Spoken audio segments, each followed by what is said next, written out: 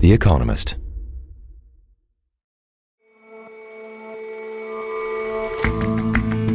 Hello and welcome to The Intelligence from The Economist. I'm Rosie Blore. And I'm Jason Palmer. Every weekday, we provide a fresh perspective on the events shaping your world. More than 200 million people are infected with malaria in Africa each year, but progress in fighting the disease had stalled. Now 2 new vaccines and other clever innovations are creating a buzz. And there's a growing passion for a long-retired vision of 1950s domesticity, in which a woman's job really is no more than making her home beautiful, her meals from scratch, and her husband happy. We meet the trad wives of TikTok.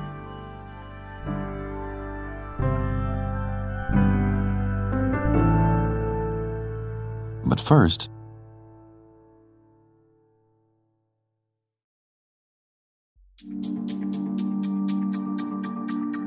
the presidential campaigns of both Donald Trump and Joe Biden are being run in the shadow of America's justice system. Yesterday, Mr. Biden was the one to chalk up an American first. His son Hunter was convicted on 3 felony charges, all related to the younger Biden's drug use, lying on a federal background check and possessing a gun while, as the prosecutor put it, in the throes of addiction. No one in this country is above the law. Everyone must be accountable for their actions, even this defendant. However, Hunter Biden should be no more accountable than any other citizen convicted of this same conduct. Donald Trump is being stalked by his own Justice Department shadows, and on Monday had a crucial interview with his probation officer. His hush-money felony convictions may yet get him a prison sentence, or probation, or nothing at all. To be blunt, it's not a good look for either candidate, and at this point, lots of pollsters see these 2 men as neck and neck, the election practically down to a coin toss. Yet, unlikely as it might once have seemed, our data gurus think one candidate actually has the edge here. Most observers thought that the January 6th attack on the Capitol and Donald Trump's second impeachment would put an end to his political career. Dan Rosenheck is The Economist's data editor. Now, what once seemed unthinkable is starting to look probable. The Economist's new statistical forecast model gives Mr. Trump a 60% chance of returning to the White House. Okay, how did you arrive at that number? How does this model work? Our model combines 2 main types of information, polls and fundamentals.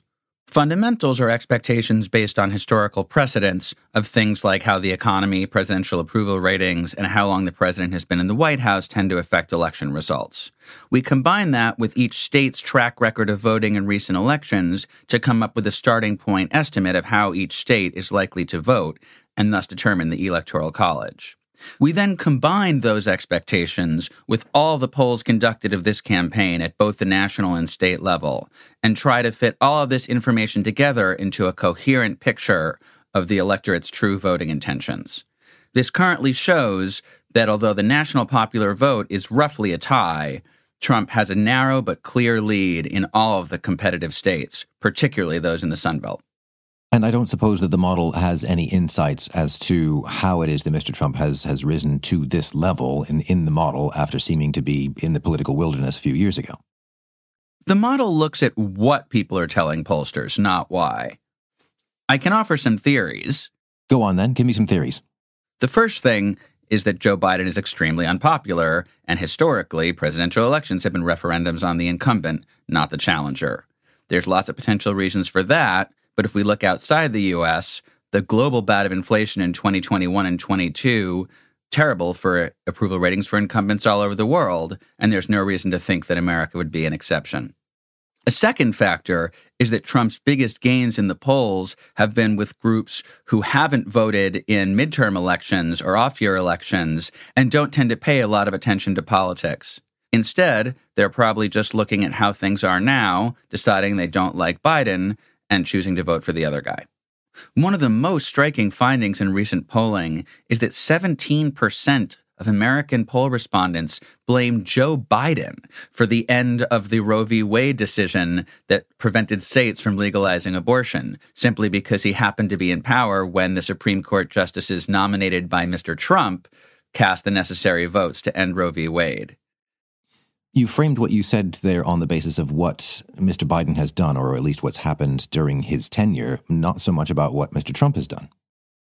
So voters have short memories. The Trump presidency was 4 years ago, and particularly for young voters, that's quite a long time.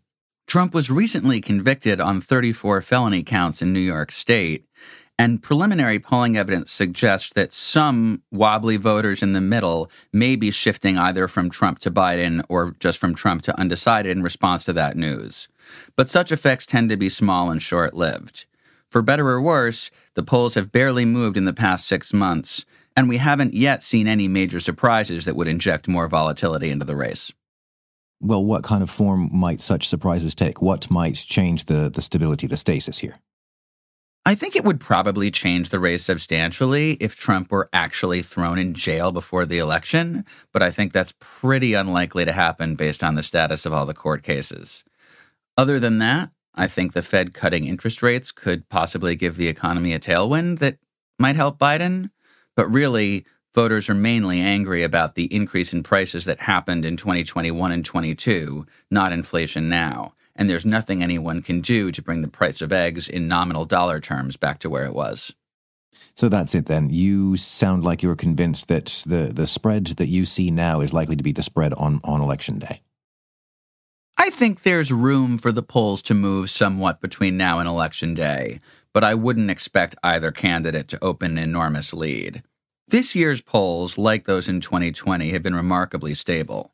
There was a lot of up and down volatility in 2016 and more significant ups and downs in 2012, 8, and 4 as well. I think part of the reason for this stability is that the electorate has become more polarized, and in particular that we're getting a rematch between two very well-known candidates about whom opinions are pretty firmly formed. And let me ask you perhaps an uncomfortable question, Dan. Why should we believe you? How reliable is this model and why?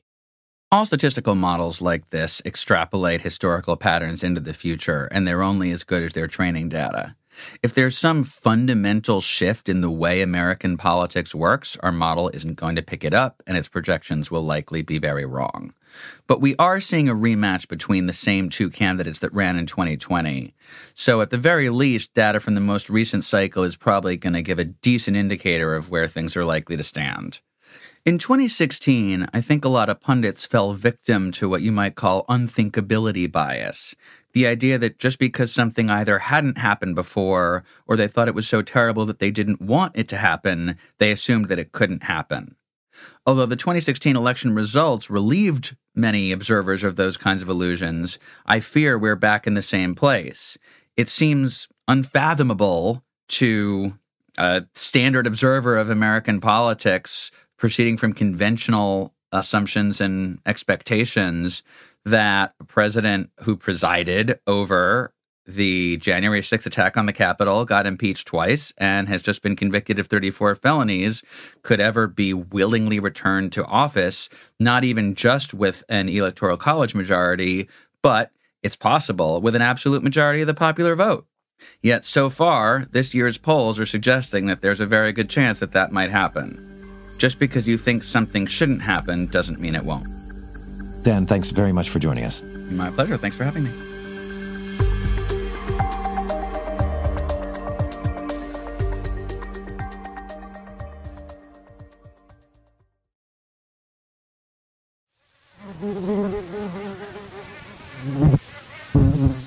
You probably recognize that sound. Though I hate mosquitoes, they seem to love me. But in some parts of the world, these insects aren't merely pests, they carry a parasite that can kill. Mosquitoes infected with malaria plagued the ancient Romans, and centuries later they infested the swamps of Washington, D.C. Today, the fight against the disease is largely confined to a single continent. 97% of all deaths from malaria occur in Africa. What's astonishing about malaria is just how many people it kills every year, around 600,000. And mostly this is children in sub-Saharan Africa. Natasha Loder is the health editor of The Economist. From the year 2000, we made a huge amount of progress in driving down the number of cases and deaths from malaria. But since 2015, progress has really stalled and actually gone into reverse a little. And this is not just a human disaster, it's an economic one. These deaths, these sicknesses are a huge drain on household finances and on the economy of these countries as well. And we're now at quite a pivotal point in the fight against malaria. Why has this gone into reverse? Why is now such a pivotal time? So funding has plateaued. A significant portion of the at-risk population in Africa still lacks access to basic interventions. And the other thing that's happening is there is a lot of concern about emerging new threats. Mosquitoes are developing resistance to insecticides, and also the malaria parasite called Plasmodium falciparum, that's the worst form of malaria that you can get, is actually becoming resistant to one of the primary drugs used to treat it. And so that's why we're just seeing so many children continuing to die, even when we do have quite a lot of tools that could help. And what might some of these other tools be? Are there other innovations that are also giving us hope here? Yeah, well, this is where it gets really exciting, actually. First and foremost, what we have today for basic interventions would be insecticide-treated bed nets, anti-malarial medicines. There's quite a lot going on in innovation as well. In the vast majority of countries where malaria is endemic, some mosquito species have just become resistant to the most common insecticide that is used to treat these bed nets, the pyrethroids. And so we now know that if you combine this with another insecticide we have, that's going to be much better. It's going to halve the chance of infection in children. There are also tools like baits, which lure mosquitoes with sugar and then poison them. But one of the most important is now not one, but two groundbreaking new vaccines. And we've had the first one in really small quantities for a couple of years, but it's quite expensive. There's not much of it. But what's happened now is a new vaccine has started rolling out.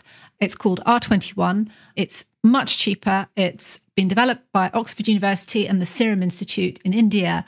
And it can be made in huge quantities, although there's only about 25 million doses available so far. So there's a lot of excitement about this new tool and hope that this could represent a turning point once again in our efforts to drive malaria out of Africa. Amazing that we might be at a turning point. Why has it taken so long to get this far? Well, there's a short answer and a long one. The short answer is, firstly, it was a really tricky scientific problem to make a vaccine, and also that it's actually quite hard to make money making vaccines for developing countries. And so the first malaria vaccine that we managed to make was by GSK, the pharma firm. That was in 1987. And it just wasn't a commercial product for them. It hung around for a long time. Eventually, people like the Gates Foundation and other international bodies supported it to go through trials and eventually to be manufactured. But GSK is not particularly interested in making this vaccine and has only ever committed to making a small number of doses. And so that's why this new vaccine, R21, is so important. And it's actually been down to the Serum Institute in India and its boss, Adnar Poonawalla, which saw this vaccine at an early stage and said, we're going to fund trials, we're going to manufacture this at risk, we're going to build the plant to make it in large quantities. And that indeed is what's happened.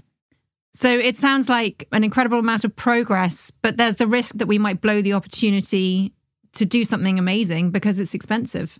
Yeah, so the R21 vaccine is actually a fraction of the price of the GSK vaccine. But even so, it is expensive. You need 4 doses. It's a little over $3 a dose. And so the money does need to be found. One of the questions, of course, for developing countries and also the international community is how much money we're going to put into these vaccines. What you really don't want to happen is for countries to say, oh, we've got a great new vaccine, let's stop funding bed nets. The vaccines are not completely effective. And so actually, if you want to save lives maximally, you're going to need bed nets and vaccines. So until we have even better vaccines that offer even more protection, there's the question of how much money are we going to spend and how we're going to balance spending between vaccines and other tools that we have to control malaria. Thank you so much, Natasha. You're welcome.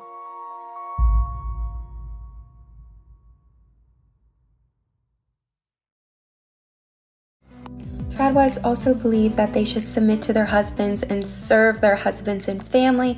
And that triggers people because the words submit and serve, it makes women think that we're saying that we're less than a man. That's not what we're saying. You're too smart just to be a housewife. Yes, I've had this said to my face. Everyone wants to make the world a better place, but for some odd reason, serving our families is not considered doing that. Putting the needs of others in front of our own is honorable.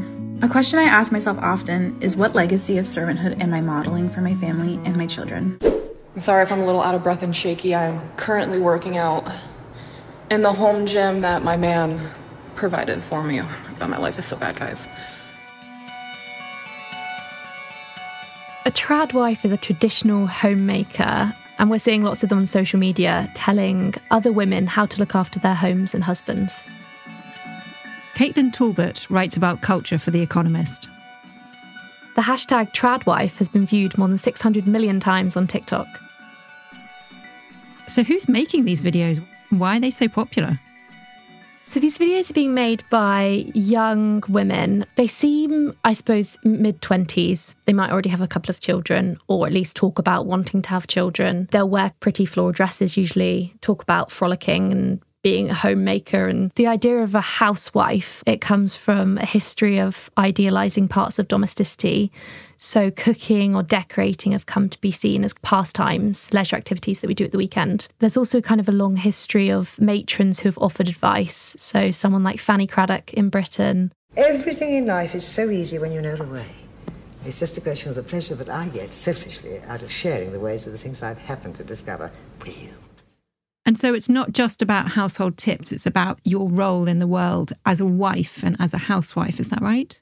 Yes, definitely. Some of these housewives are very much saying that the woman's role is in the home, and that's where she's most useful and also most fulfilled herself. They're kind of really advocating this as a place where women shouldn't be at work. I remember one video said, men don't want boss babes, men want homemakers.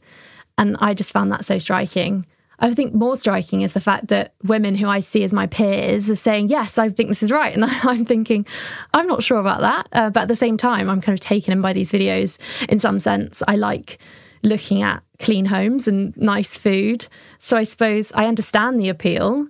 And if you're fed up with your 9 to 5 and you've come home and you've seen this, you see a window onto a life and someone's telling you this is what you're supposed to be doing. And you think, oh, that would be lovely to kind of have all that free time. I think it's very much selling a dream that isn't rooted in reality. We notice that it's very unlikely that they're going to be showing videos of them replacing loo roll, changing nappies. They're going to be showing videos of them playing with the children, cleaning in a very aesthetic sense. So they'll show a messy room and then a clean room. So we think, oh, wouldn't that be lovely if it was that easy?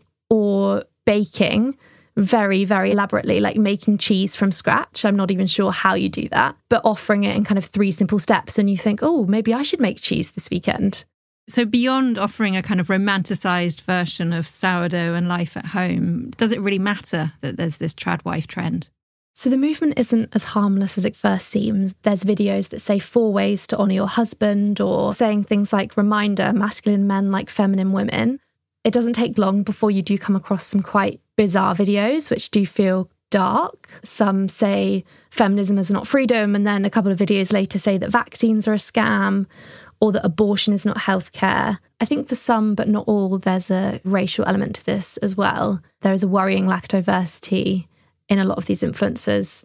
They're kind of encouraging their audience, which is made up of a lot of white women, to go and have lots of children. And the aesthetics of it, it does feel like it's harking back to a past time, papering over all of the problems within that time. For some of these women, presumably it really is about their choice. They want to be a tradwife and they're proud of it and they're shouting about it. Yeah, I mean, definitely. I think that maybe that's part of the appeal, is that you're watching it and you're thinking, well, I do have the freedom to choose and in some senses, feminism is about freedom of choice. I think that there's a definite problem here in that in order to have the choice, you have to become from a certain socioeconomic background. You know, many of them have family money or husbands that have very high paying jobs, or for a lot of women, it's not something that they could easily do. But some of these women are actually making money out of being a trad wife, right? Yeah, exactly. I think that's the irony at the core of this, is that a housewife is quite a marketable thing, and they've all got products and they're really entrepreneurs more than anything. And I suppose they're selling a false ideal in many senses, one of which being that they don't work. They're at home all the time. The truth is they probably are working a lot behind the scenes, because they kind of sell everything from aprons to natural skincare to the tables you see in their kitchens. So is there actually any evidence of this movement existing beyond social media? I mean, are any women actually giving up the 9 to 5 for aprons and sourdough? Despite the huge popularity that these influencers are gathering online, women aren't yet leaving the workforce. In fact, in places like America, they seem to be working more. According to the Bureau of Labour Statistics in America, the number of women 25 to 54 in the workforce neared an all-time high this year. So we're definitely not seeing it in the data yet. For a lot of women, this isn't a choice. It might be their dream life. They might like to watch it, but it's not something that they can physically do. So I don't expect that you'd see kind of droves of women leaving the workforce. Thank you very much, Caitlin. Thanks, Rosie.